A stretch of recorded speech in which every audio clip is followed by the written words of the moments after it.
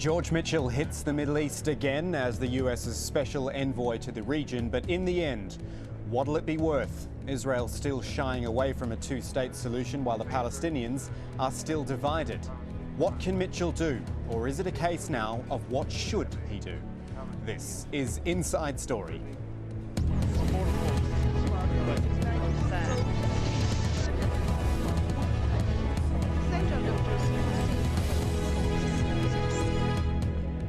Hello there, I'm Kamal Santamaria. New faces, but the same old issue. The US Middle East envoy George Mitchell met the Israeli Prime Minister Benyamin Netanyahu and his Foreign Minister Avigdor Lieberman on Thursday to discuss what else but the Palestinian-Israeli conflict and how to somehow resolve it. This is Mitchell's first visit to the region since Netanyahu's government was inaugurated in March. The Americans are still committed to a two-state solution, but the new Israeli government, known for its right-wing nationalist stance, hasn't yet endorsed the idea. In fact, not really unveiled a Middle East policy yet, but it seems clear that negotiating borders and future of Jerusalem and right of return for Palestinian refugees is out of the question at the moment. Instead, the Israelis want to focus future peace negotiations on economic and security matters. Now, this so-called economic peace has been rejected by the Palestinian leaders who say the US-backed talks with Israel can't resume until Netanyahu commits to the idea of statehood. So what is the future of the Middle East peace process with a new American administration, a new and strong right-wing Israeli government, and a weak Palestinian leadership? Joining us to discuss these issues, among many others, are our guests in Washington, D.C., Ambassador David Mack, the former Deputy Assistant Secretary of State for Near Eastern Affairs. In Ramallah is Mustafa Barghouti, a Palestinian legislator and Secretary General of the Palestinian National Initiative. And rounding out our panel in Jerusalem, Shmuel Sandler, a Senior Research Associate at the Begin Sadat Center for Strategic Studies. Gentlemen, thank you for joining us. Before we get into the discussion, I want you to have a listen to something and for our viewers to see it as well, because this tells a story in itself. We're going to look at George Mitchell standing alongside the Israeli Foreign Minister Avigdor Lieberman at the same media call and apparently both talking about the same thing. Have a look. I reiterated to the Prime Minister that, to the Foreign Minister, that U.S. policy favors, with respect to the Israeli-Palestinian conflict, a two-state solution, which would have a Palestinian state living in peace alongside the Jewish state of Israel, and that we look forward also to efforts to achieve a comprehensive peace throughout the region. We spoke about really close cooperation. We spoke to coordinate our position regarding the Palestinian issue, regarding the area problems. And we're looking forward for the next meeting and for some really deep dialogue about security, about economy, about all problems in the entire region. Thank you. Ambassador Mack in Washington, D.C., I'd like to come to you first. Don't know how well you could hear that. The audio wasn't great, but it's hard to believe these two men are talking about the same thing. You've got George Mitchell saying we're committed to two-state solution, it's the only way forward. Avigdor Lieberman saying, yeah, we'd like to talk about economy and security issues and we look forward to more discussions. Are they on the same page? Well, Mr. Santamaria, it's particularly obvious that the United States is simply not accepting statements that have been made by Foreign Minister Lieberman and Prime Minister Netanyahu. We are assuming that this very disparate Israeli government is going to take a lot of other things into consideration. And the United States has reiterated the positions that President Obama has taken in the most recent comments by George Mitchell. We are wedded to the two-state solution. We are not accepting the fact that Hamas doesn't accept a two-state solution. We don't accept the statements that the Israeli government doesn't accept the two-state solution. They're going to have to adjust to realities, and realities include the biggest strategic threat to Israel, which does not come from the Palestinians, but comes from Iran. It's noteworthy that George Mitchell also spoke to Defense Minister Barak and President Perez, who are both very conscious of that reality. So you say there we're not going to accept the views which are blocking moving towards a peace solution in the Middle East. Is George Mitchell the right man for that? I know he's touted very much as a man who listens and who listens deeply and takes into account all positions. Surely the time has moved past for listening. It's time for action now. Well, he has huge respect in the United States.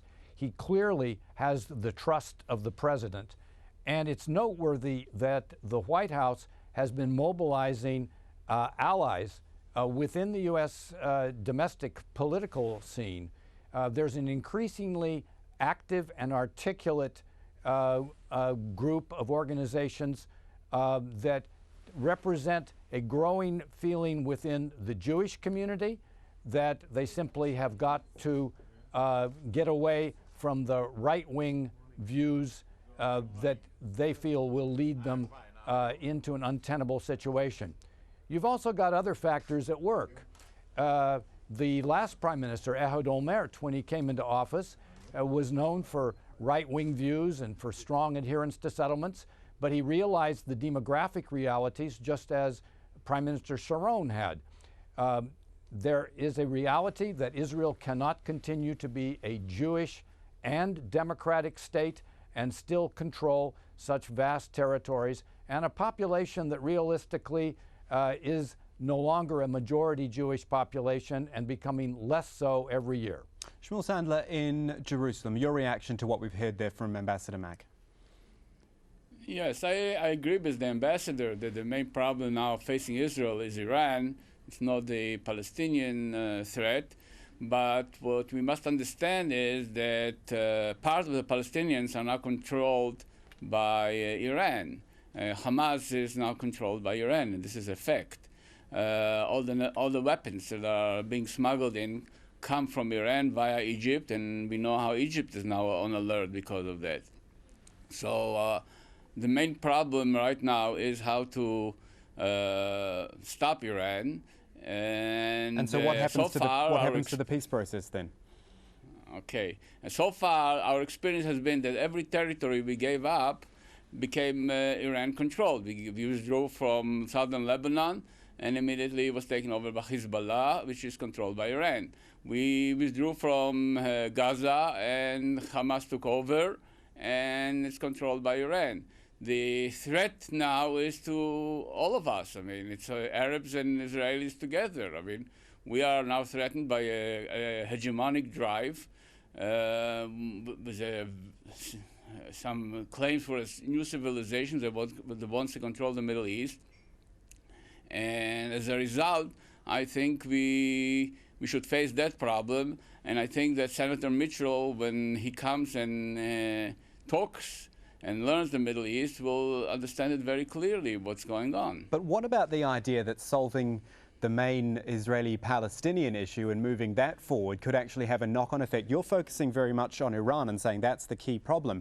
What about the idea of solving the very long-standing historic dispute and seeing the knock-on effect that would have, perhaps even on something like Iran?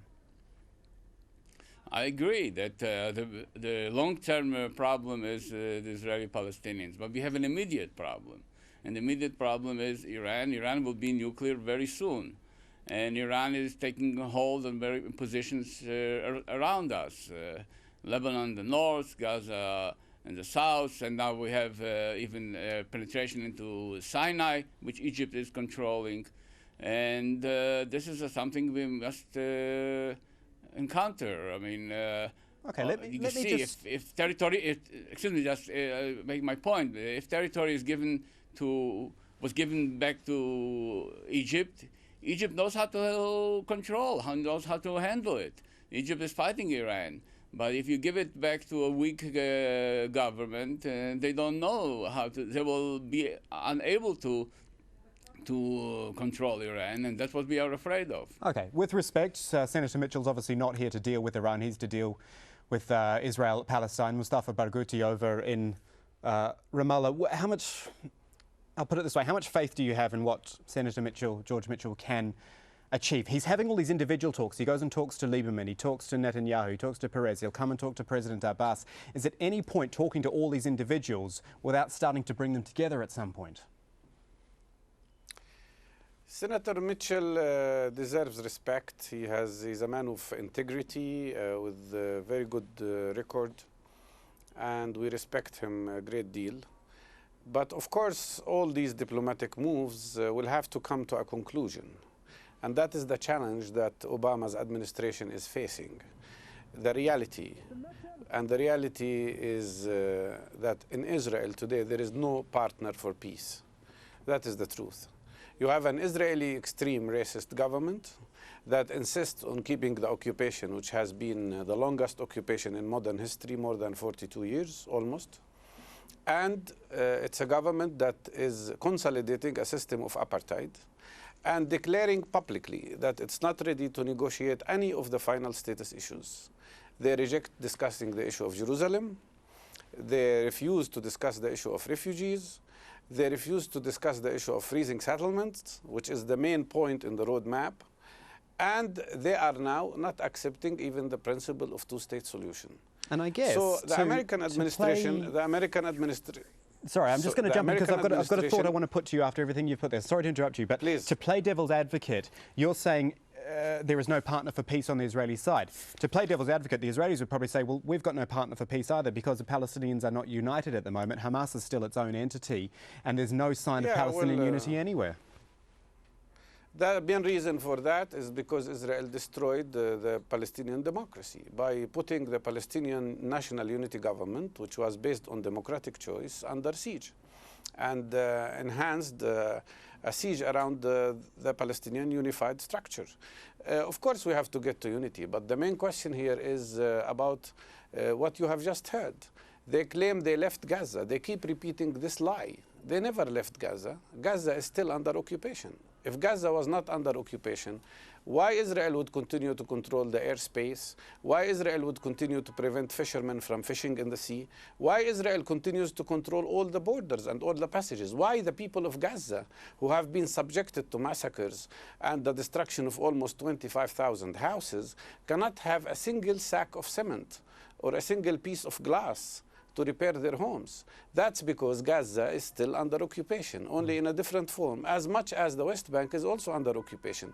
Security will never be for one side only, and security will never happen unless occupation ends. There is a shortcut, a short way to peace, dignity of all people, and also prosperity and peace and security, and that is to end the Israeli military occupation. Israel is hiding away from that by declaring that the problem is with Iran.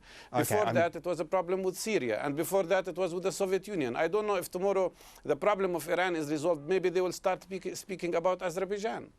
This road will not lead to peace. OK, then we're going to take a quick break. Stick around, gentlemen. After that break, more on the roads and obstacles to peace in the Middle East, including a closer look at settlement activity, which we've already talked about, and also the Arab Peace Initiative. We're back in a moment.